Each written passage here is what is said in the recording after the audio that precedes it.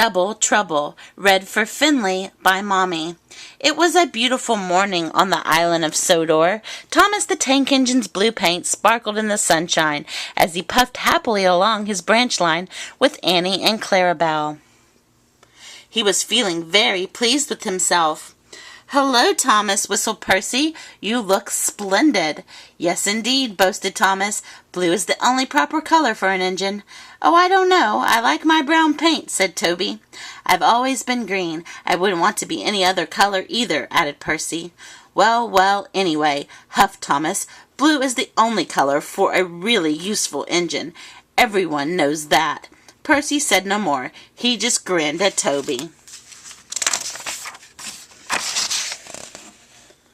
Later, Thomas was resting when Percy arrived. A large hopper was loading his freight cars full of coal. Thomas was still being cheeky. "Careful," he warned. "Watch out with those silly cars." Go on," muttered the cars. "And by the way," went on Thomas, "those buffers don't look very safe to me." The last load poured down. "Help, help," cried Thomas. "Get me out." Percy was worried, but he couldn't help laughing. Thomas's smart blue paint was covered in coal dust from smoke box to bunker. "Ha ha," chuckled Percy. "You don't look really useful now, Thomas. You look really disgraceful." "I'm not disgraceful," choked Thomas. "You did that on purpose. Get me out."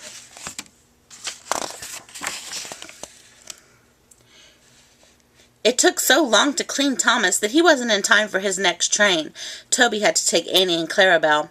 "Poor Thomas," whispered Annie to Clarabelle. They were most upset.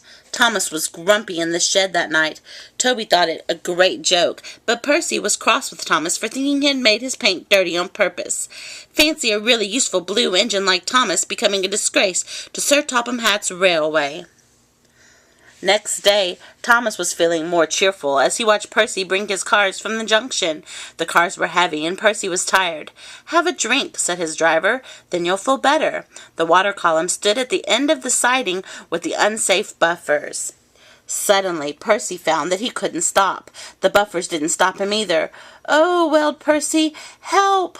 The buffers were broken and Percy was wheel-deep in coal. It was time for Thomas to leave. He had seen everything. "Now Percy has learned his lesson, too," he chuckled to himself. That night, the two engines made up their quarrel. "I didn't cause your accident on purpose, Thomas," whispered Percy. "You do know that, don't you?"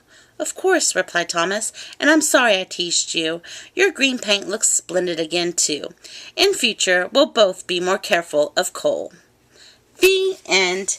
And this is from the book A Cow on the Line and Other Thomas the Tank Engine Stories, based on the Railway series by the Reverend W. Awdry.